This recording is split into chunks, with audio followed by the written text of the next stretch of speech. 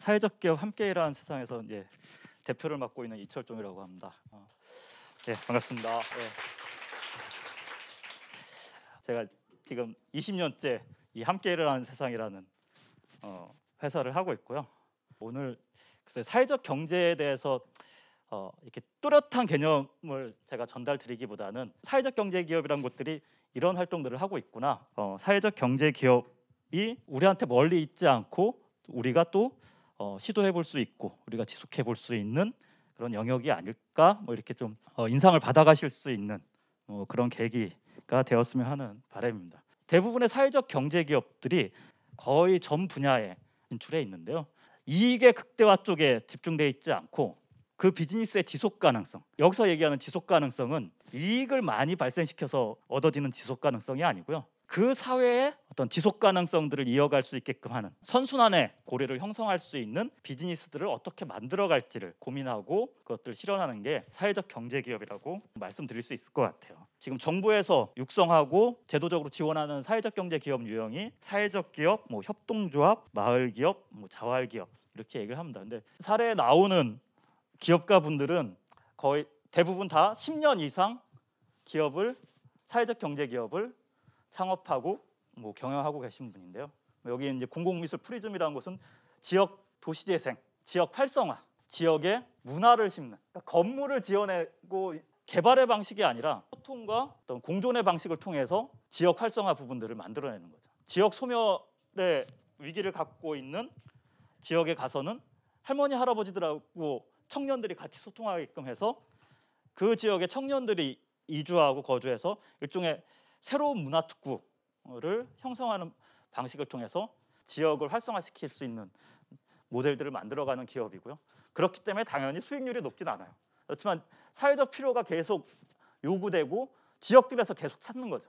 사실 사회적 경제 기업의 아이템들은 여러 가지 소외 현상 그리고 사각지대에 대한 관심인 것 같아요. 여기 오요리 아시아라는 사회적 기업 같은 경우는 다문화 미션으로 시작한 사회적 기업인데 외식업을 주 비즈니스로 하는 기업이에요. 다문화 가정, 다문화 여성분들하고의 협력을 통해 갖고 또 저개발 국가의 외식 창업들을 지원하는 프로젝트들을 진행하시고 지금은 청년 외식업 창업에 있어서의 지원 활동에 굉장히 적극적으로 움직이시고 확대하는 역할들을 해나가고 있으신데요. 대중적 성취까지 같이 이루어내면서 그 대중적 성취를 바탕으로 사회적 경제기업으로의 창업 그리고 자영업 창업을 하려고 하는 사회적 경제기업들에 대한 지원 활동을 계속 해나가고 계시고요. 지금 보는 레드앤스타트 같은 경우에는 지금 여기 계신 대학생분들의 고민, 청년들한테 멘토가 많이 필요하다. 근데 멘토가 사회적으로 저명한 성취를 이룬 성공한 분들을 대상으로 하는 것이 아니라 대학생들한테 바로 필요한 멘토는 바로 몇 년 선배, 대학을 졸업해서 직장 생활하고 있는 그 선배들하고의 경험 공유, 이것을 만들어주는 게 필요하다. 돈을 어디서 버냐면요, 플랫폼에서는 돈을 못 벌고요. 저 플랫폼을 운영하기 위해서 다른 프로그램 운영이라든지 코칭 사업이라든지 교육 사업들 이런 걸 통해 갖고 수익을 올리고 그걸 통해서 이 플랫폼을 계속 유지 확대시키는데 재투자를 해나가는 거예요. 자기 미션을 계속 이어가기 위해서 기업의 수익 구조란 부분들을 수단으로 활용하는 거죠. 대부분의 그 영리 기업들은 이익 창출이 기업의 목적이죠. 근데 사회적 경제 기업은 이익 창출이 자신들의 미션을 실행하기 위한, 구현하기 위한 수단이에요. 사회적 경제 기업에서는 이익이란 개념보다는 수익이란 개념, 그리고 그 수익 활동을 통해서 발생된 이익을 잉여라고 표현합니다. 어떻게 잉여를 통해서 사회적으로 가치 있게 의미 있게 재환원, 재투자할 것인가에 대한 고민으로 움직여지는 거고요. 요즘 환경 이슈들도 굉장히 커지기 때문에 이 터치포굿이라는 사회적 기업 같은 경우에도 지금 선거철이라서 현수막들 많이 걸려 있잖아요. 선거가 끝나면 엄청나게 이 현수막들이 버려집니다. 그 현수막으로 에코백을 만들어 갖고 버려지게끔 되는 것이 아니라 다시 우리 일상생활에서 활용될 수 있게끔 하는 컨셉의 어떤 선거 현수막 업사이클링 프로그램 시작하면서 굉장히 좀 많이 알려지게 됐고요. 버려지는 자원에 대한 재활용이나 재사용에 대해서 계속 역할을 하는 사회적 기업이고요. 사회적 경제 기업들은 내가 어떻게 돈을 벌까, 돈 벌 아이템이 뭘까 이렇게 찾는 게 아니고요. 사회의 어떤 부분에서 문제가 있고 그 문제를 어떻게 같이 해결할 수 있을까, 이 고민에서 시작한 것이 사회적 경제 기업이고요. 나에게 어떤 명분이 있을까, 내가 하는 비즈니스가 어떤 의미를 가질까, 여기에서부터 고민의 시작점이 형성돼야 되는 것 같아요. 어떤 아이템이 수익을 낼 수 있을까의 출발점은 사회적 경제 기업의 출발점은 아닌 것 같아요. 이 함께라는 세상이라는 사회적 기업을 시작하게 된 계기는 창업하기 전에 2년 동안 근무했던 직장이에요. 자활센터라는 곳에서 시작을 했었거든요. 거기에서 저는 한 사업단의 담당 팀장을 하게 되면서 거기 있는 주민분들하고 인연이 되는 거죠. 지원 육성 프로그램을 하고 이분들이 이제 독립을 하셔야 되는 거예요. 다들 연세들도 많으시고 사회 경험들도 많지 않으신 상황이다 보니까 그분들만 독립하게끔 하기에는 마음에 걸리는 거죠. 그래서 2년 동안의 그 직장 생활을 소위 때려치고 주민분들하고 같이 창업을 하게 된 게 저희 회사 이제 함께라는 세상의 시작이었고요. 그래서 기초생활수급자분들이 탈수급을 할 수 있게끔 하는 경제적 자립이 가능하게끔 일자리를 만들어내는 역할을 하는 걸 저희 기업의 미션으로 갖고 시작을 하게 됐고요. 그때는 청소 비즈니스를 했었어요. 학교 화장실 청소 사업을 만들어낸 게 저희 회사거든요. 저희 회사가 그런 시범 사업을 만들고 교육부에 제안을 해서 전국 초등학교에 학교 화장실 청소 예산이 편성이 되게 됐는데요. 전국적으로 거의 5-6천 명 정도의 일자리를 신규로 만들어내게 돼요. 이 학교 청소 사업이라는 것들을 개발해냄으로 인해서 어떤 사회적 일자리, 사회적으로 필요한 서비스들을 형성해가는 역할을 했었고요. 그리고 사회적 경제 기업들은 뭐 여러 가지 본인들이 갖고 있는 가치나 미션에 대해서 고민들을 많이 해요. 저희도 내부 구성원들끼리 우리는 뭐가 필요한 거냐. 처음엔 저희가 핵심 가치를 신뢰, 진보, 구성원들의 행복이 핵심 지향이어야 되는 거 아니냐 뭐 이러면서 이제 기업의 핵심 가치라든지 미션에 대해서도 초기에 이렇게 설정을 했었고요. 지금은 이런 핵심 설정들이 많이 바뀌어져 있습니다. 이게 청소 비즈니스를 저희 주력으로 할 때 핵심 가치였었고요. 지금은 청소 비즈니스를 하던 250명이 있던 사업부분들은 각 지역별로 다시 지역형 사회적 경제 기업으로 다 분사를 하고 저희는 이제 사회적 경제 기업을 지원하는 사회적 경제 기업으로 변모를 하게 됩니다. 사회적 경제 기업에게 필요한 서비스, 비즈니스를 해보자. 이게 이제 저희가 청소 부분들을 분사하고 나서 새롭게 미션으로 설정한 영역인 겁니다. 지금 국내 사회적 기업가분들 중에서 저보다 사회적 기업 대표를 오래 한 분이 없어요.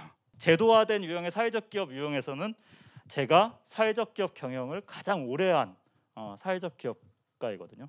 그만큼 사회적 경제의 역사들을 다 거쳐왔고 그리고 우리가 갖고 있는 경험과 어떤 노하우들을 같이 공유하는 방식을 미션 비즈니스로 가져갈 수 있겠다 해서 인크루팅 비즈니스하고 컨설팅 비즈니스 그리고 유통 비즈니스로 넘어오게 됩니다. 저희 회사로 일자리를 갖고자 오시는 분들을 다 저희가 또 수용할 수 없는 상황이다 보니까 일자리를 연계해주는 부분의 필요들이 발생하면서 그걸 또 비즈니스화해서 일종의 이제 공공 인크루팅 비즈니스를 만들게 됩니다. 공공과 연계된 취약계층을 지원하는 인크루팅 서비스를 그렇게 연계해서 시작을 하게 됐고요. 그렇게 하다 보니까 전국의 사회적 경제 기업들하고 네트워킹이 되고 서로 소통하게 됩니다. 뒤에 창업하게 된 사회적 경제 기업들이 겪고 있는 어려움 그리고 필요들을 또 알게 됩니다. 그래서 그 사회적 경제 기업들이 겪고 있는 어려움과 해결했으면 하는 문제점들이 저희가 기업을 경영하고 비즈니스 펼치면서 겪어왔던 문제고 일정 정도 해결해왔던 방식들을 구축했던 부분들이다 보니까 그 경험을